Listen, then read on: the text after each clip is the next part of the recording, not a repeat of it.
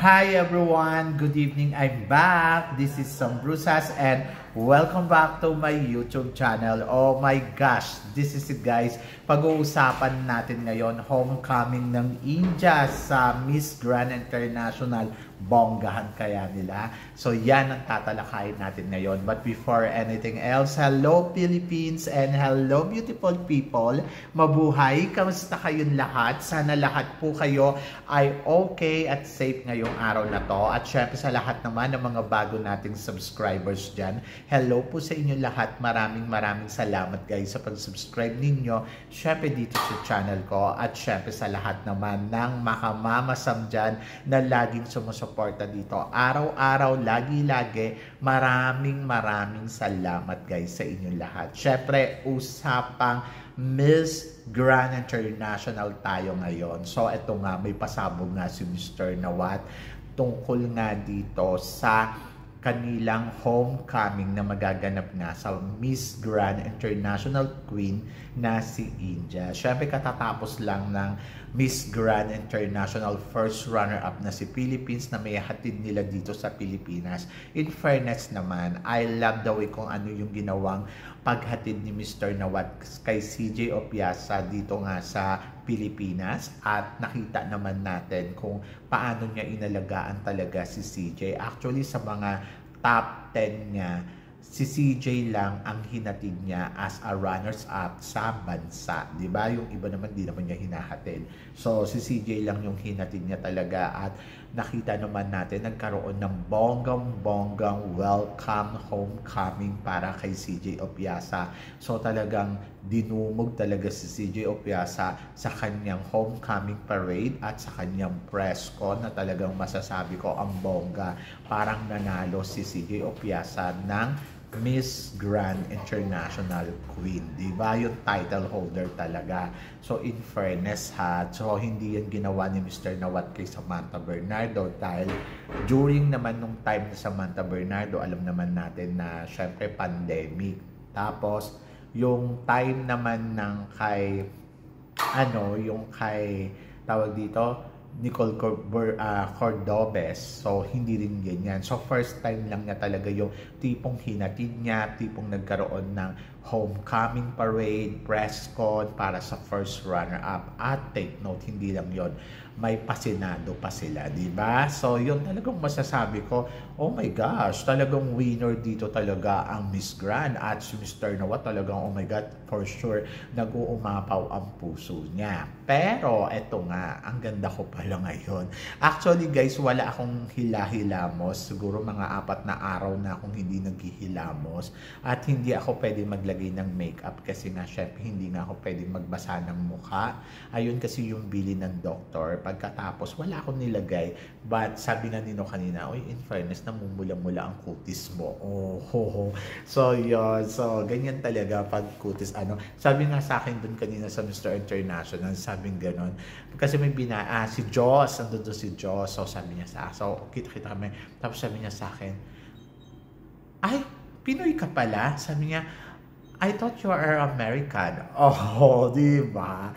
So, Diyos ko, napagkamalan nila. Saka yung mga candidates, sabi gano'n, you are Filipino. So, yun, naloka sila. Akala daw nila foreigner daw ako. Akala nila Amerikana ako. Charot! So, Amerikana talaga. Anyway, so, yun. So, punta na tayo. So, si Mr. Nawat, nagkaroon nga siya ng pasabog. Ito nga, na sa December 16 naman, ang homecoming ni Miss Grand India sa kanyang bansa. So, syempre, ang tanong natin dyan, ano kaya ang papakitang pasabog ng India?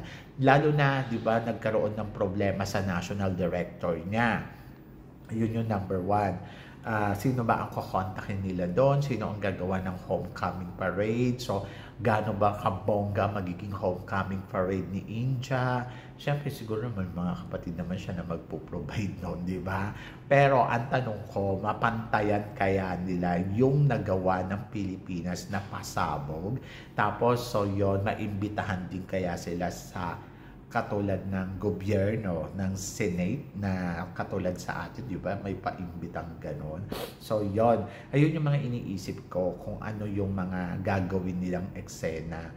Alam nyo guys, sa totoo lang, syempre ayoko naman ipagkumpara, iba pa rin naman si ano. But, dito kasi yung gusto kong patunayan na kung si Philippines ang pinipili ninyo na maging reyna ninyo, grabe, sa lahat ng pageant, yung ingay, yung pasabog, yung the way kung paano i-welcome ng mga tao, the way yung engagement talaga na tinatawag. Kasi aminin naman natin, tingnan mo sa Miss Universe si Denmark, nanalo si Denmark, pero parang hindi ganon ka bongga yung ingay. Hindi ba katulad na kapag nanalo si Philippines, Diyos ko, parang buong isang taon talaga yung celebration na parang maluloka sila. So sabi ko nga dito nga sa Miss Grand, first runner-up pa lang yan. Pero kung magpasabog ang mga tagahanga at magpasabog ang warm welcome homecoming nila, ay Diyos ko, daig pa yung winner. What if pa kayo pag nag-title or nag-first? So Diyos ko, tatumbling na si Mr. Nawat, baka atakihin na siya sa parade. Charot.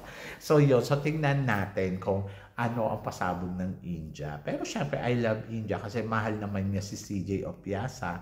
Nung una, medyo parang, ang ugali kasi ni India, tahimik lang. Pero nung lately naman, na nakita naman natin na parang okay na sila. In fairness naman. So, peace, peace, peace. And I hope na sana may pakita ng India yung talagang bonggang homecoming, yung tipong kakabugin nila si Philippines, ganon. So, kayo ba guys, tingin niyo makakabug ba? So, yun. So, nakakatuwa, no? So, lahat sila nag-uwian na kasi syempre Christmas season, holiday season, so, syempre dapat pamilya pa, saka mag-New Year.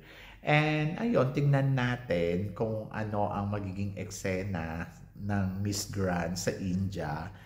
Hay nako, I'm so excited to see that. Diba? So, yon. Pero syempre, nananawagan na nga si Mr. Nawat na sana daw salubungin nga daw sa Suvarnabhumi Airport or para ihatid nga, di ba? Send off, kung tawagin. Or ano ba tawag doon? Departure. So, yon. So, para sa kanyang departure. So, tignan natin kung gaano kadaming pupunta. But, syempre, excited ako. Ay, nako, nakakaloka ang Miss Grand. Sabi ng ganon, sabi nga kanina, sa akin ni Pawi, sabi niya, in fairness sa Miss Grand, sobrang winner. Oo nga naman, sobrang winner talaga na ng Miss Grand. Iba na talaga yung Miss Grand. And I think, lumalaki na sila.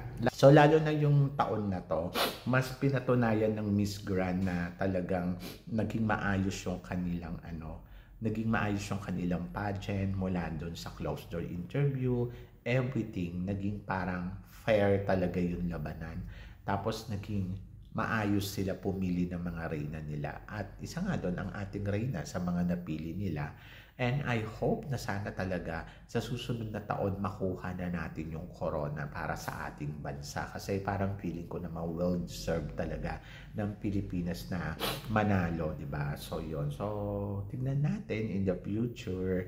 But I'm so excited. So, si Mr. Nawat talaga, no? Ayaw talagang magpaawat. Talagang kailangan may pasabog din talaga siya. But in fairness, ang kulang na lang talaga sa Miss Grand, magkaroon sila ng yung magandang advocacy. So, pag nagkaroon sila nun, sobrang prestigious na talaga nung pageant nila. Yung tipong may ginagawa talaga sila at may tinutulungan talaga silang mga tao. So, magiging prestigious na talaga. So, for now, masasabi ko na iba ang Miss Grand talaga. Very number one. Charot! So, yan. Anyway, good luck. Good luck kay Miss India. Good luck sa kanyang homecoming parade. Siyempre, looking forward tayo kung ano ang ipapakita nila sa pageant nila. And then, tignan natin in the future, di ba? So, yun. So, I'm so excited para dyan. So, good luck! So kayo guys, ano guys ang masasabi ninyo dito sa pinag-uusapan natin ngayon? Tingin ba ninyo mapantayan kaya ng India ang homecoming parade na ginawa natin sa ating first runner-up na si CJ Opiasa? At ano kaya ang pasabog na mangyayari sa India sa kanilang homecoming para sa kanilang reyna. So, comment below para at least malaman ko naman kung ano ang chika ninyo sa mga pinag-uusapan natin. Kasi pag hindi nila napantayan yan, oh my gosh, maloloka na si Mr. Nawat ng bonggang-bongga, diba? So, yan. So, syempre maraming salamat sa inyo lahat sa suporta at pagmamahal na binibigay ninyo dito sa channel ko. At sa mga hindi pa po nakaka-subscribe dyan, please don't forget to click like and subscribe my channel at i-click nyo na rin po ang notification bell para more updated kayo sa aking mga chika. Sabi ng ganon, always keep smiling and always think positive lang. Walang imposible guys. Magtiwala lang tayo sa itaas. Kaya guys, hanggang dito na lang. Hanggang sa muli nating chikahan. See you tomorrow. Thank you guys.